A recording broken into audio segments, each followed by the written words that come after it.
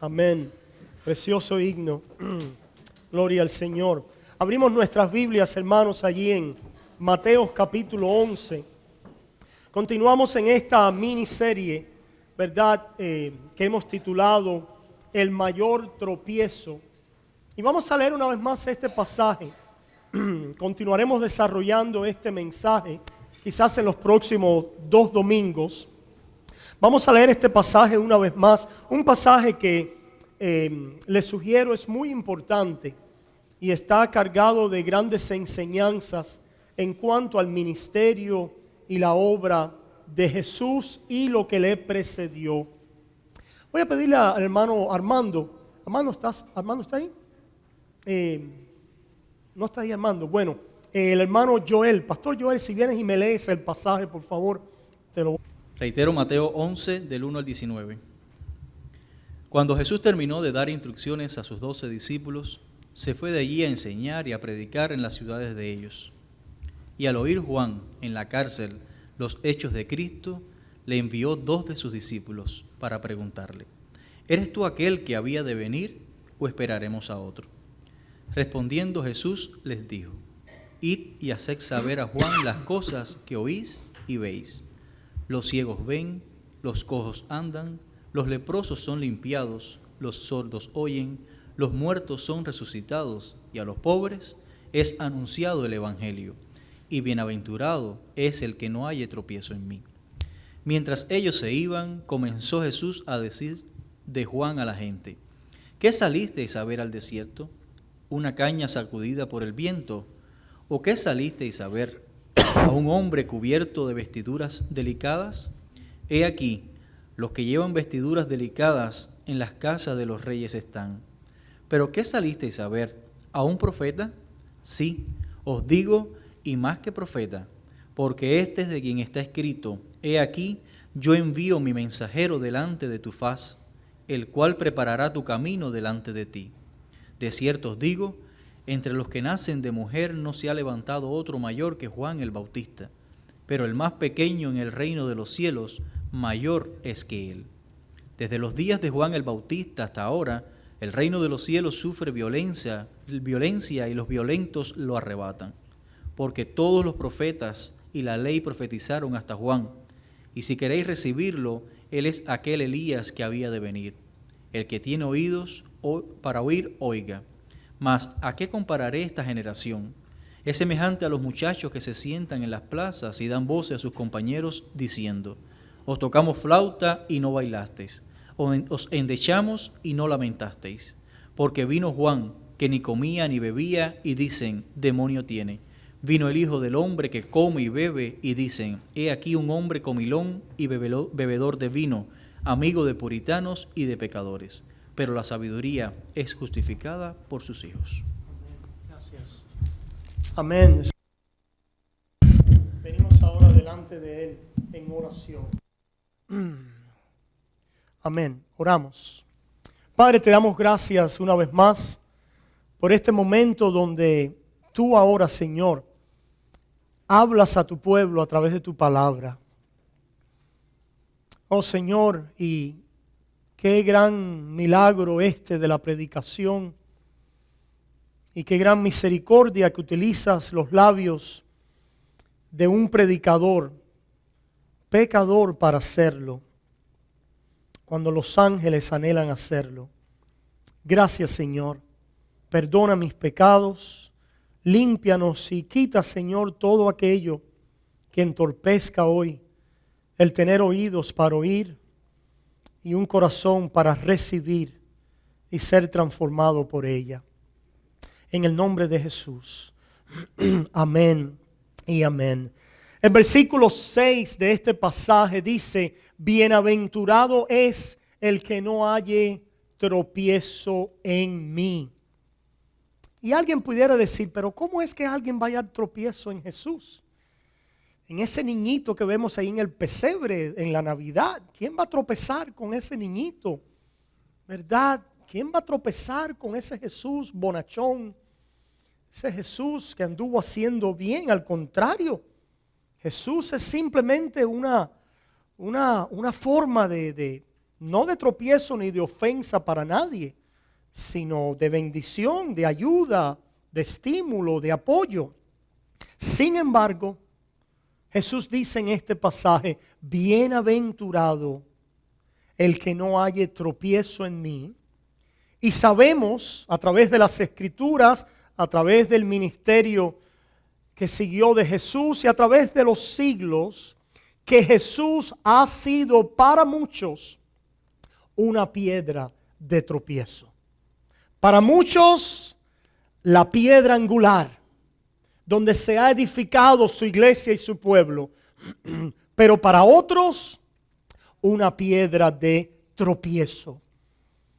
Y es interesante, nosotros comentábamos la semana pasada que tenemos en este pasaje al precursor de Jesús, a Juan el Bautista, que había estado anunciando que venía el Mesías.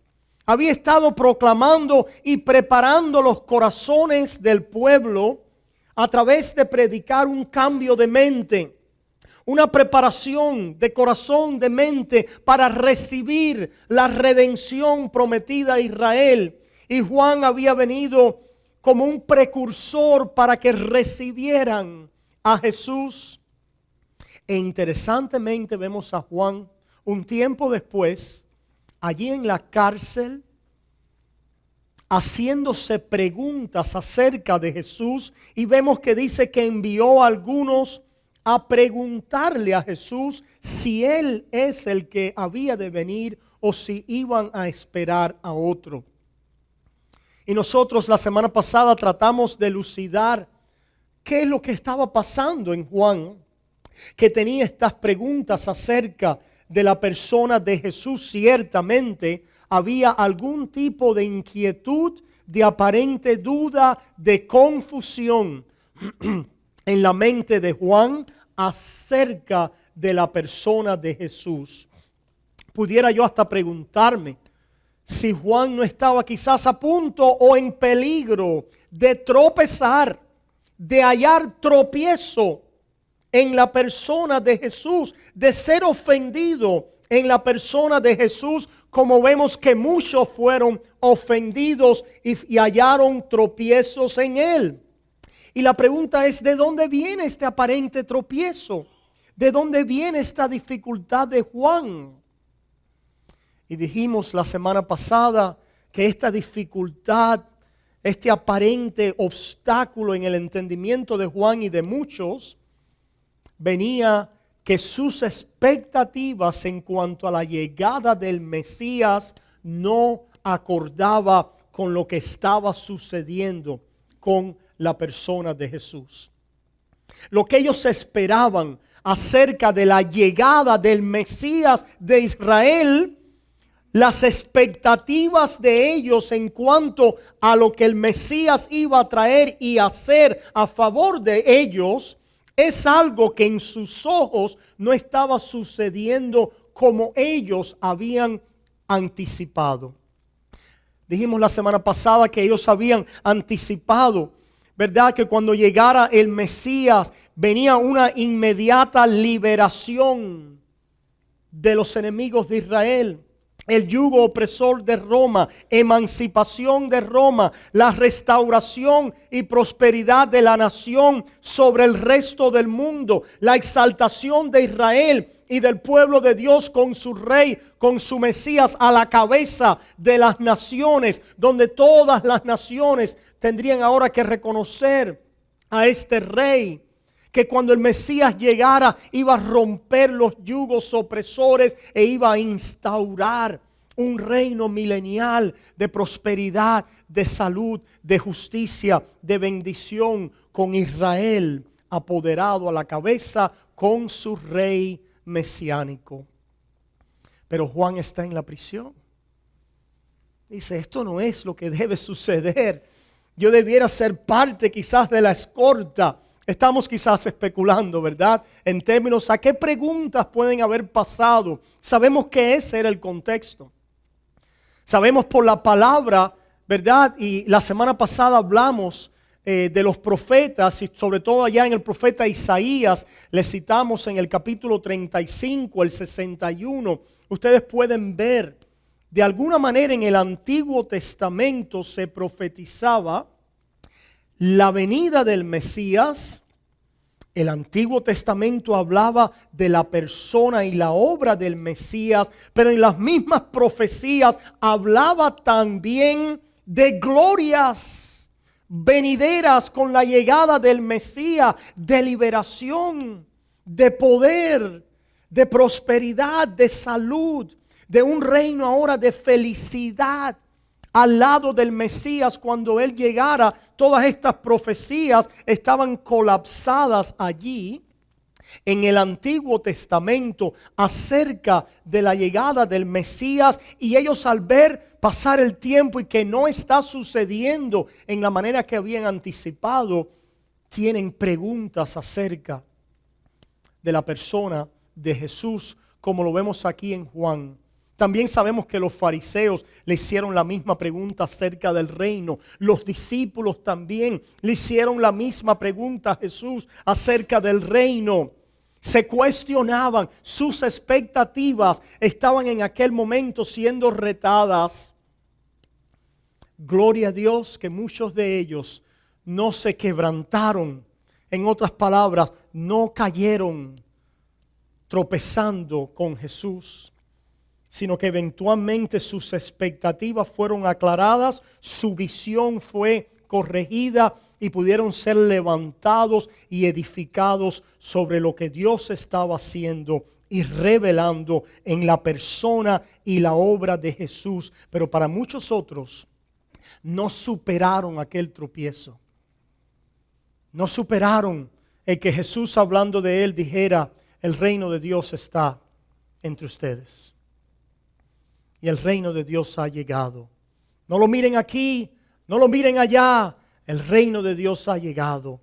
Y que hablara también acerca del final, de la culminación de todas las cosas, pero que lo pusiera en la perspectiva de que antes del final de todas las cosas, para cielos nuevos y tierra nueva, primero tenía que este reino que ya había llegado ser predicado a través de la predicación de una buena noticia, la predicación del Evangelio, para que ese reino se instaurara, se estableciera en los corazones de los hombres, y para que así se extendiera a todas las naciones antes del fin, y que estas cosas iban a pasar y iban a suceder, no quitando de en medio necesariamente el yugo de Roma o el yugo de opresores y de enemigos, sino que el reino iba a adelantar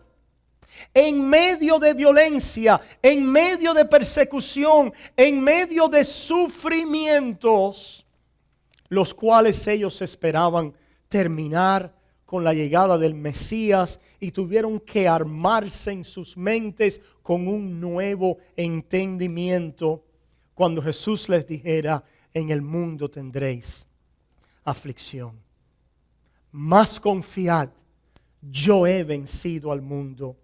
Cuando escucharan también por el Espíritu allá en el libro de los Hechos, es necesario que a través de muchos sufrimientos entremos en el reino de Dios. ¿Qué estaba diciendo el Espíritu? ¿Qué estaba revelando Dios? Que el tiempo final de la culminación de todas las cosas no era ahora, pero que ya el reino había llegado en la persona y la obra de Cristo Jesús, y así iba a extenderse y así iba a expandirse con poder a lo largo de todas las naciones. Los discípulos, Juan, tenían que entender esto, que venía primero no un reino material que iba a renovar todas las cosas y traer una era de felicidad ahora ya total y final, sino que venía una era de una felicidad y de un gozo del Espíritu interna en el corazón, que venía tiempo del reino de Dios, donde el pecador y Dios se encontraban, se reconciliaban a través de la persona y la obra de Jesús, y que esto por su poder y la verdad, el derrame del Espíritu Santo de una manera poderosa en la iglesia iba a traer a todas las naciones a un mismo cuerpo, pero que esto iba a suceder en medio de sufrimiento, de oposición, de persecuciones, en medio de un mundo hostil para el cual Cristo sería no una piedra angular de edificación, sino una piedra de tropiezo. Y meditábamos la semana pasada, para continuar en adelante hoy, ¿qué ha sido Cristo para nuestras vidas? Lo hemos venido a reconocer como una piedra, no como una piedra donde tropezamos y caemos, sino como aquel bloque que necesitaban nuestras vidas, y aquella base y aquel fundamento para venir de muerte a vida, y para que Dios se edificara y no se edificara en aquella nueva creación que Dios ha estado haciendo a través de la persona y la obra de Jesús en medio de su pueblo. Y meditábamos también como muchas veces nosotros somos ofendidos por Dios. Tomamos ofensa, ¿verdad? No solamente nos ofendemos con un vecino, también nos ofendemos con Dios. No solamente nos ponemos bravos con un vecino, también nos ponemos bravos con Dios. ¿Cuándo? Cuando nuestras expectativas, nuestros planes, nuestros proyectos, lo que anhelamos y deseamos, no nos sale como queremos. ¿Cuánto les ha pasado? ¿Verdad? Y de alguna manera tropezamos al menos momentáneamente. Mi deseo es que en medio de esos tropiezos, de desilusiones en nuestra vida acerca de los planes y propósitos de Dios que nos llevan por aquellos puntos que no entendemos, no obstante Cristo sea no una piedra de caer para allí quedar. En otras palabras, que no nos ofendamos con la persona y la obra de Jesús y la bendición que Él ha traído, sino que verdaderamente lo veamos a Él como la bendición de nuestras vidas. Pero para eso tenemos que discernir de qué se trata el reino. Lo que Dios estaba haciendo en Cristo Jesús. Lo que Dios venía a enseñarle al pueblo de Israel para de ahí entonces sacarlo a las naciones.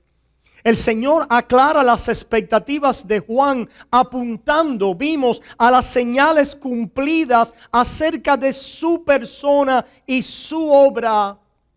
El Señor habló de milagros. El Señor dijo: yo he sanado enfermos, he abierto los ojos, he dado, ¿verdad?, caminar a los que no pueden caminar. He resucitado a los muertos para predicar a los pobres en espíritu las buenas noticias del Evangelio. Y ahí vamos a venir ahora con algo muy importante. Pero es muy interesante que el Señor hizo todas esas señales y sin embargo muchos no creyeron. Continuaron pidiendo señal. Allí en Mateo, si vamos un momentico, volteamos la hoja en Mateo capítulo 12, escuchamos lo siguiente. Mateo 12, versículo 38 dice: entonces respondieron algunos de los escribas y de los fariseos diciendo: Maestro, deseamos ver de ti señal. Y alguien puede decir, y Cristo podría decir como les digo: creedme por las obras. Pero ¿qué señal? ¿De qué estaban hablando los fariseos? ¿Por qué es que las señales de este Mesías no les sirvieron a estos fariseos? No satisfacieron las expectativas de estos fariseos. ¿Qué más señal necesitaban? ¿Qué señal era la que pedían y qué señal es la que les iba a ser dada? Es interesante que la respuesta de Jesús a Juan es simplemente remitiéndose a lo que había sido profetizado acerca de la persona del Mesías. En otras palabras, la Biblia, la sola Escritura, nos testifica acerca de Jesús y nos dice, les decía a ellos que esperaban qué señales acompañarían la venida del Mesías. Pero estas señales bíblicas no fueron discernidas por la élite religiosa y vamos a ver por qué. Porque más señales no podían haber recibido. Pero ¿qué señales esperaban ellos? Yo me pregunto si tenía que ver con la exaltación que ellos esperaban a la cabeza de Israel. Yo me pregunto si tenía que ver si Cristo hubiera cabalgado allí a la casa del rey y del gobernador y los hubiera destituido y se hubiera instaurado él en el poder, si aquellas señales entonces ellos las hubieran reconocido. Yo me pregunto si Cristo hubiera venido y hubiera dicho, esta nación de Israel es mi nación obediente. Esta nación de Israel con sus líderes religiosos han sido fieles a mi pacto. Al pacto que les di en Moisés, estos líderes les han hecho bien en guiarlos a la fidelidad del Torah. Y ahora yo vengo con vindicación de este pacto de Moisés, diciéndoles a ustedes, listos ahora pueblo, para entrar en el reino, porque ustedes son la nación fiel que yo he escogido. Yo me pregunto si estas eran las expectativas que no se cumplen en la persona y la obra de Jesús, en las cuales los fariseos, los escribas y la mayoría de Israel tropieza y caen. A los suyos vinos, mas los suyos no les recibieron. ¿Qué señal iba a dar Jesús? Primero dio las señales bíblicas acerca de su persona. El reino, antes de venir en culminación final, el reino tenía que ser aceptado en la persona y la obra de Jesús. En la persona y la obra de Jesús. En otras palabras, el reino era Jesús.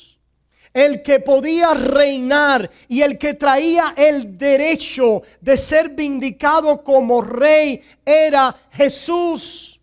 Pero para Jesús ser vindicado como rey, esto venía a expensas de la convicción del fallo del pueblo bajo el pacto de Moisés. Jesús iba a ser exaltado. Pero para ser exaltado, primero tenía que ser humillado, pero no por su propia necesidad.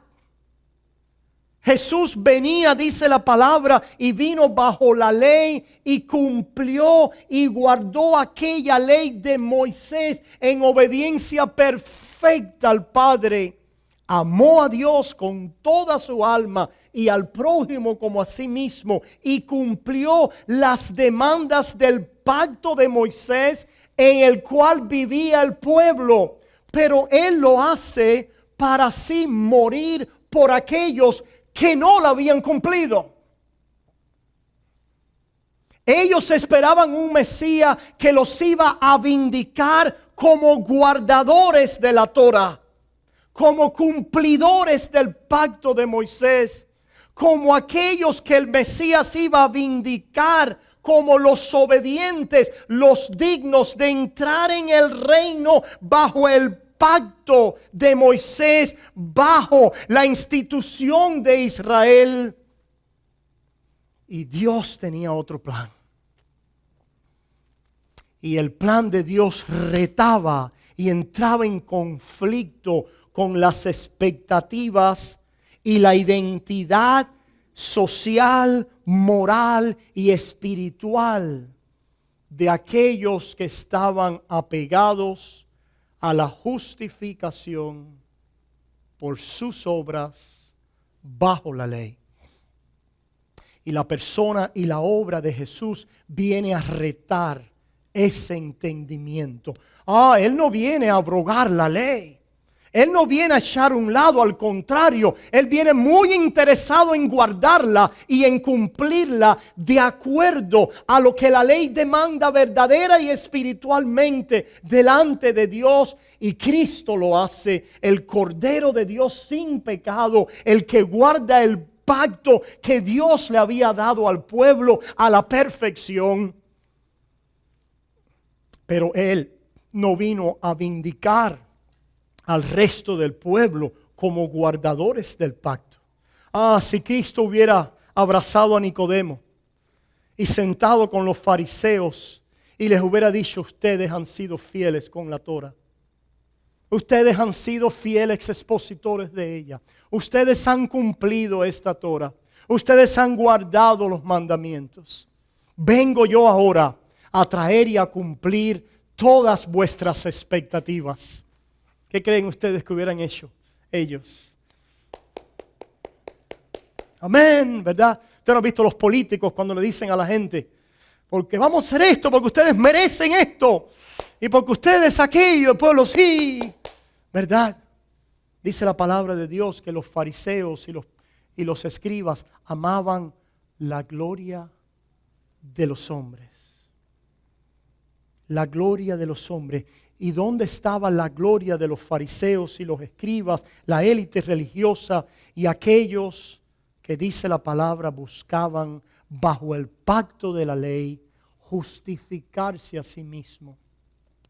Lo vemos claramente ilustrado en la persona de un joven que prometía, un hombre que prometía bajo la religión de Israel, Saulo de Tarso.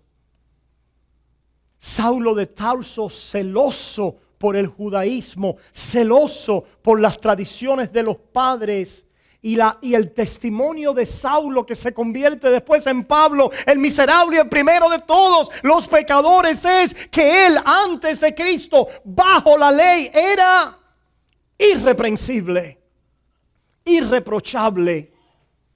En otras palabras, creían que guardaban esa ley. Lo vemos también con los fariseos, los hemos visto ya, las formas en que ellos se manifestaban. Y no solamente lo vemos del testimonio bíblico, si vamos a la literatura más allá de lo canónico, ¿verdad? Deuterocanónico, y vemos escrituras de los judíos en aquel periodo intermedio, 200 años hasta el tiempo de Cristo. Vemos la forma en que ellos toman las escrituras, las historias de Abraham, de Isaac, de Jacob, de Moisés, y la limpian de todos los fallos y exaltan a sus héroes. Y ponen al pueblo de Israel como alguien que ha pasado grandes pruebas a manos de sus enemigos, etcétera. Pero por la fidelidad de Dios y porque ellos han sido fieles al pacto, Dios viene a liberarlos. Oh, sí, hablaban de gracia, pero era una gracia para aquellos que tenían un mérito por el hecho de que ellos eran los hijos de Abraham, los seguidores fieles de Moisés y los que guardaban el pacto de la ley. Está en la literatura, es un testimonio a las expectativas de aquel pueblo de Israel en aquel tiempo. Por eso es que la persona y la obra de Cristo se convierte para ellos en una piedra de tropiezo, porque Cristo no solo les dijo: no es ahora la restauración de todas las cosas, para llegar allá tienen que aceptarme a mí. Y el aceptarme a mí implica algo muy radical: cambio de pacto. Cambio de pacto. Este es el nuevo pacto en mi sangre. ¿Y qué significaba el aceptar el nuevo pacto en la sangre de Jesús? Entender que bajo el pacto antiguo mi sangre me era demandada porque yo era culpable. Yo merecía morir. Que bajo el pacto antiguo yo no era un guardador de la Torá. yo no era un cumplidor de los mandamientos, que bajo el pacto antiguo yo era un transgresor y merecía y debía a la sentencia justa de la ira de un Dios santo. Para poder venir a Cristo y no tropezar en Él, tenían que venir a aceptar el pacto de la gracia y a entender que la historia de Israel no había sido una historia de éxito, sino una historia de la redención, de gracia y de misericordia de Dios a favor de un pueblo que los iba a traer a la única persona cumplidora del pacto, para que viniendo a Él a través de la fe sola pudieran ser redimidos y ser reconciliados y rescatados para Dios. Y esa pieza es una pieza que no entendían, que Israel no entendía. Por eso es que, ¿verdad?, nosotros tenemos allí en 2 de Corintios 3 que dice que cuando leen a Moisés se les mantiene un ¿qué? Un velo sobre sus ojos, cuyo velo es quitado cuando se convierten al Mesías, en Jesús, y necesitan convertirse. No creen aquellos que dicen que los judíos no necesitan conversión. Necesitan convertirse. Necesitan abandonar su confianza en el antiguo pacto de Moisés. Y necesitan reconocer que aquel antiguo pacto fue introducido para mostrar y para multiplicar el pecado. ¿El pecado de quién? Del pueblo. ¿Cómo es que bajo aquel antiguo pacto se multiplicaba el pecado? Hermanos, lo que tenemos que hacer es ir a la palabra de Dios y ver de qué manera hablaba aquel pacto antiguo, que tuvo un propósito muy importante que queremos continuar discerniendo y enseñando en la vida del pueblo. Pero de qué manera bajo aquel pacto aquel pueblo era mantenido hasta la llegada del Mesías, donde el reino bajo aquel pacto era cumplido en la persona y la obra de Jesús. En otras palabras, la obediencia que Dios demandaba bajo aquel pacto, Cristo la iba a satisfacer.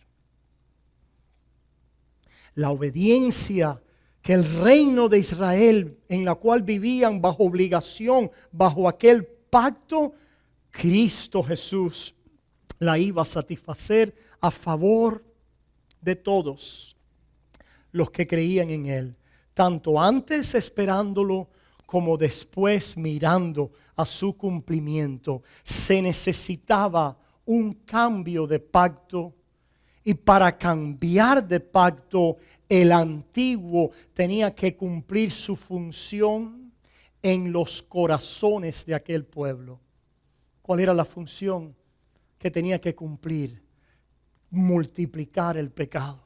Mostrarle a Israel su fallo, mostrarle a Israel que ellos no habían cumplido con las demandas de Dios, pero que venía uno que lo iba a cumplir a su favor, que venía uno que iba a entrar bajo ese pacto y iba a darle a Dios y a satisfacer a Dios en toda su perfecta y justa demanda de acuerdo a su ley, para rescatar a pecadores miserables de nuestra condición de transgresores, de condenación, de muertos bajo la santa y justa ira de Dios. Había que perder así su vida bajo las palabras de Moisés para ganarla bajo las palabras de Jesús. Había que morir para vivir. Había que con Juan el Bautista endechar. Interesante esta ilustración aquí en este pasaje, en este capítulo, donde dice Juan vino, y por supuesto dice que Juan es el último de los profetas ¿de qué? De la ley. Con Cristo comenzó algo nuevo. Pero Juan venía con la ley, trayendo una vez más aquel juicio contra la nación que los profetas de antaño habían traído. Ustedes no han cumplido el pacto. Ustedes son culpables de no cumplir. Era algo así como un juicio. Era algo como que los profetas eran abogados, prosecuting attorneys. ¿Cómo se llama el abogado? Fiscales que venían a conducir un juicio contra la nación una y otra vez y a decirle: bajo este pacto, esta es la manera en que ustedes han transgredido esta ley. Vuélvanse a Jehová, vuélvanse a Él. Pero una y otra vez el pueblo no podía, y continuaba la nota de esperanza en el Antiguo Testamento de una redención, de una restauración futura, de un Mesías, de un ungido prometido que iba a vindicar la gloria de Dios y su justicia, para Él ser el justo y el que justifica al que es del pacto de Moisés, al que es de la fe de Jesús. ¿Cómo hablaba el pacto? Quiero terminarlo y dejarlos con esto para que mediten y continuar la semana que viene. ¿Cómo hablaba aquel antiguo pacto? Vayamos un momentico. Pudiéramos ir a diferentes citas, pero vamos a ir a un libro muy importante, el libro de Deuteronomio. Si vamos a ir al libro de Deuteronomio, capítulo 28, escuchamos lo siguiente. Deuteronomio capítulo 28. Aquí en Deuteronomio se hace el recuento, ¿verdad? Ya cuando está el pueblo listo para entrar en la tierra prometida, pues allí Moisés les hace un recuento, después también Josué, de la historia del pueblo hasta ahora, y les vuelve a recordar el pacto que fue dado allí en el monte Sinaí, el pacto que fue dado a través de Moisés. Y ahora les recuerda Moisés a ellos estas palabras del pacto.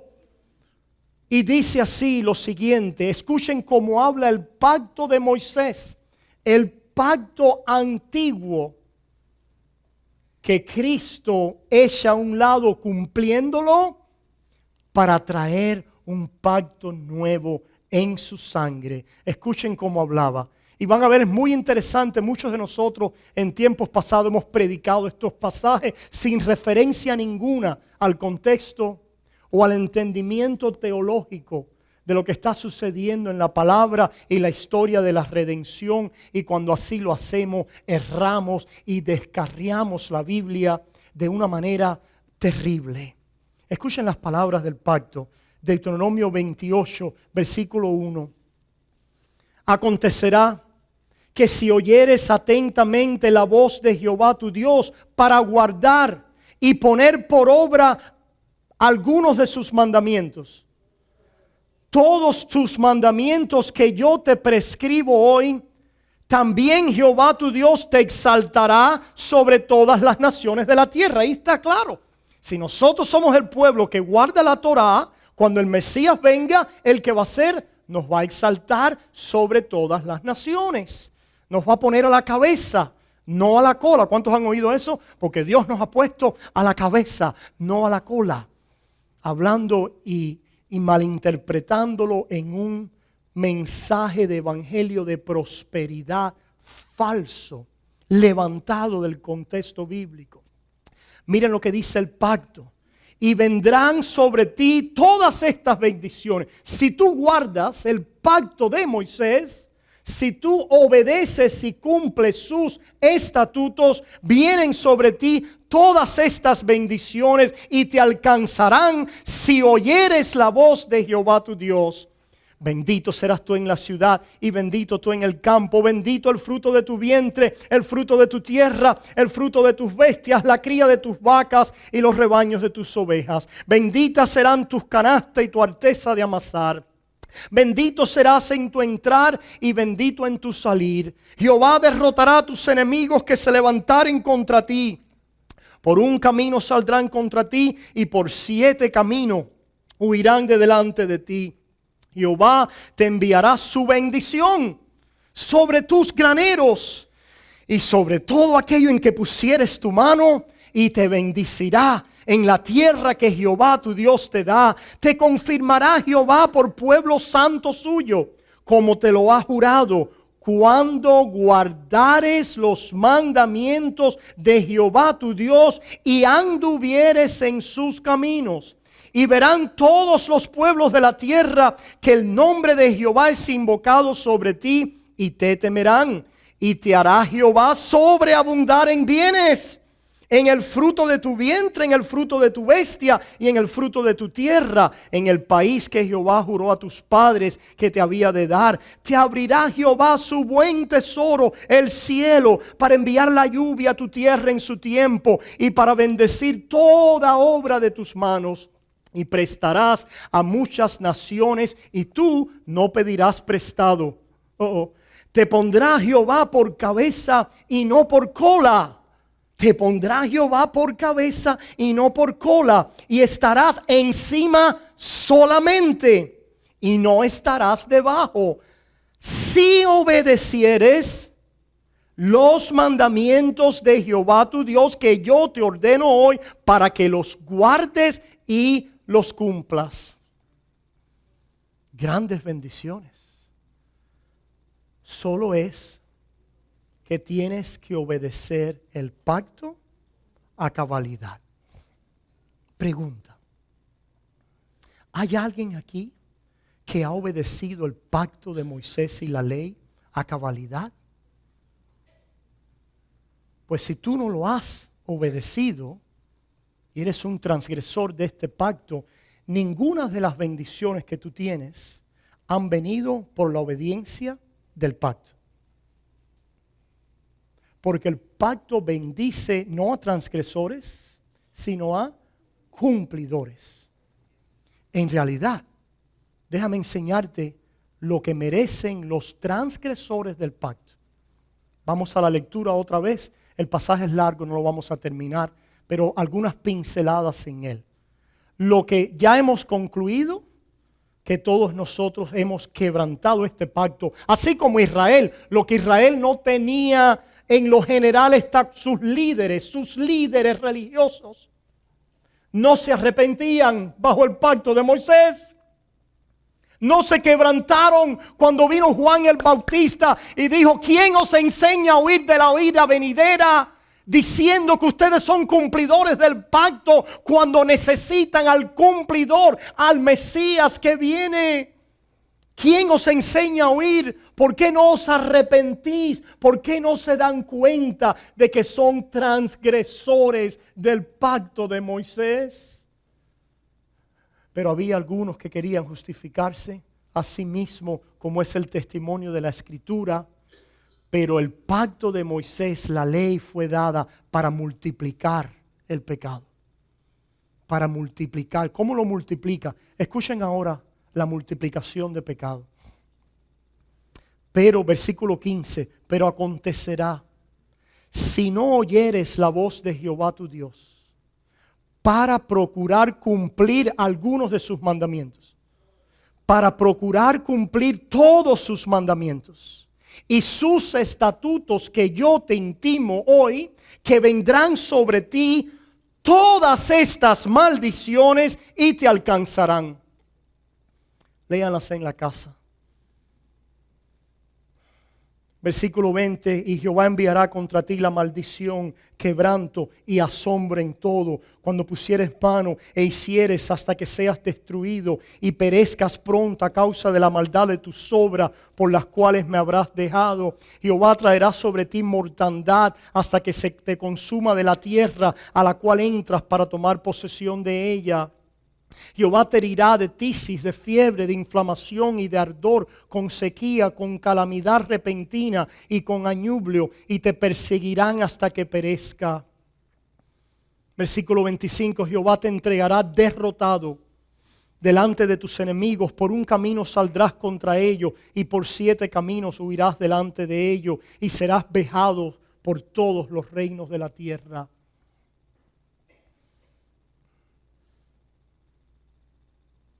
Versículo 32, tus hijos y tus hijas serán entregados a otro pueblo y tus ojos lo verán y desfallecerán por ellos todo el día y no habrá fuerza en tu mano.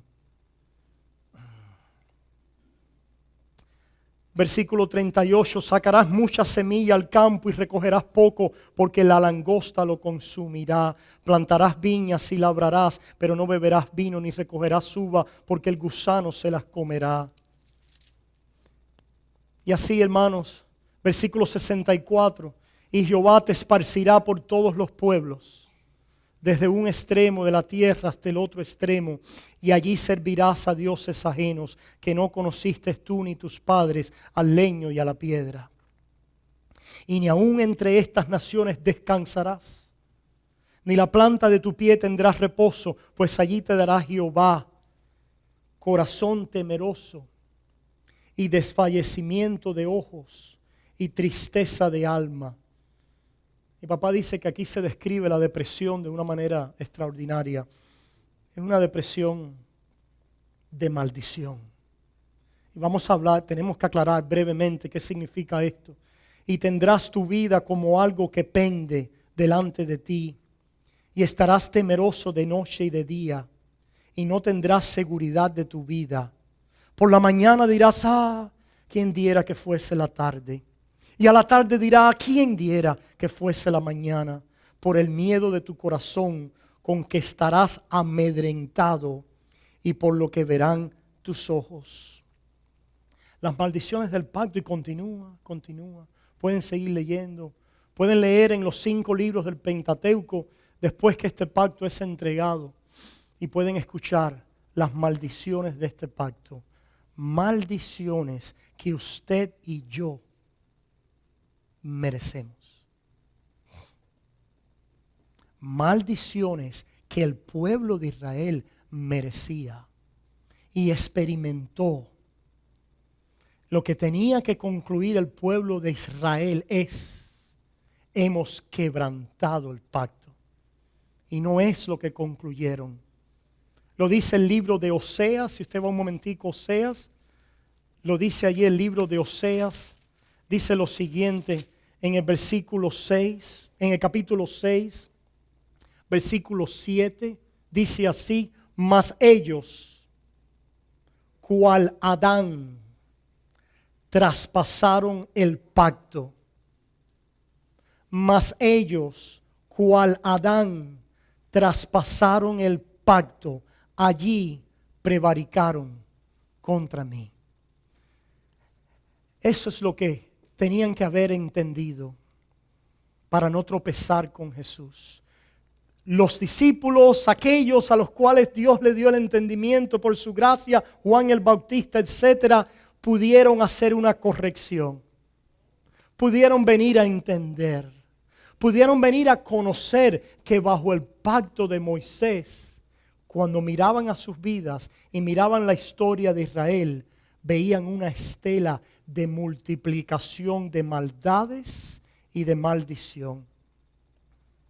¿Y cómo venir a la bendición? Pero después lo que Jesús anuncia a este pueblo es: creer en mí, venir a mí, aprended de mí, que soy manso y humilde de corazón.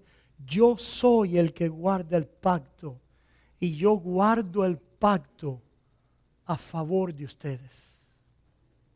Soy yo el que va a cumplir la santa y justa ira de Dios, no solo en una vida bendecida, perfecta, sin pecado, sin maldad. Él es el bendecido de los cielos.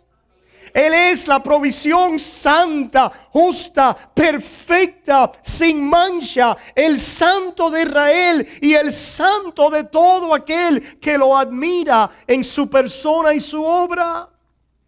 Pero ese santo y ese bendecido se hizo maldición y tomó las maldiciones del pacto a nuestro favor. Bajo este pacto, dijo, el que no conoció pecado fue hecho pecado por nosotros. El castigo, la maldición que nos podía quitándose, trayendo paz, fue sobre él. Y él herido fue por nuestras rebeliones y castigado por nuestras injusticias. Él cumple el pacto y toma sobre Él, el bendito, el bendecido de Dios, toma sobre Él nuestra maldición y nuestra transgresión y resucita al tercer día. Dios vindica el reino. ¿Qué reino?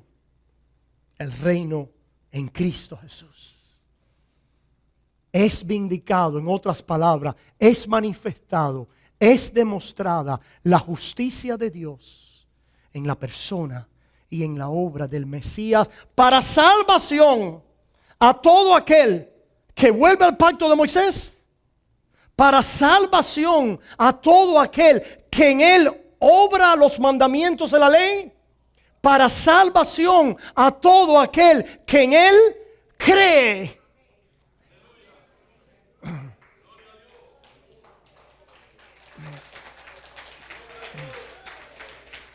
Y dice su palabra al judío primeramente y después al gentil, a los gentiles. El plan de Dios consistía entonces en humillar a esta nación de dura cerviz. Cuidado, no diferente a nosotros. No hay razón aquí para antisemitismo. No hay razón aquí para decir el judío ese es duro, yo soy suave. No. Romanos capítulo 1 y capítulo 2 dice el judío que tenía el Torah y la ley quedó bajo ella convicto como transgresor, pero el gentil que no tenía la ley de Moisés, pero Dios lo había puesto en su corazón, el sentir de bien y mal, su conciencia, el testimonio de la creación, también se ha desviado en idolatría y se ha apartado de Dios de tal manera que todos quedan bajo la sentencia de Dios, condenados y culpables delante de Dios por sus obras. Y necesitan un pacto con mejores promesas, el cual vamos a ver la semana que viene, cuyo pacto es Jesús muriendo y resucitando a favor de pecadores. Si tú reconoces tu maldad y tu pecado y corres a Jesús como el santo y el cumplidor del pacto y el que murió a tu favor, Cristo se convierte en la piedra angular, donde ahora eres edificado por gracia en un reino inconmovible y eterno, donde recibes la bendición de reconciliación y amistad con Dios, del Espíritu Santo que te santifica y te conforma a la imagen de Jesús, y un día cielos nuevos y tierra nueva, donde moran la justicia. Oramos. Padre, gracias. Gracias una vez más por abrir este panorama de tu palabra delante de tus ojos. Y por una vez más ayudar a tus ovejas a correr a la cruz, al refugio, a la roca alta, a la piedra angular.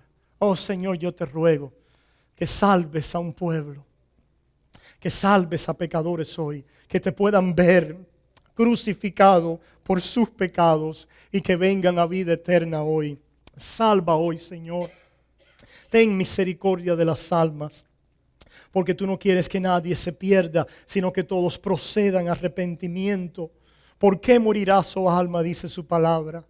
No es el deseo de Dios que mueras de acuerdo a su carácter. Él quiere que vengas a vida eterna en Cristo Jesús y que no mueras bajo la maldad de tus pecados y mucho menos tropezando en la piedra de los siglos, roca eterna, que es Cristo Jesús, Señor nuestro, glorioso y admirable por los siglos de los siglos, que es admirado y adorado en su iglesia, ahora y para siempre. Y el pueblo de Dios dice, amén y amén y amén. A su nombre, hermanos.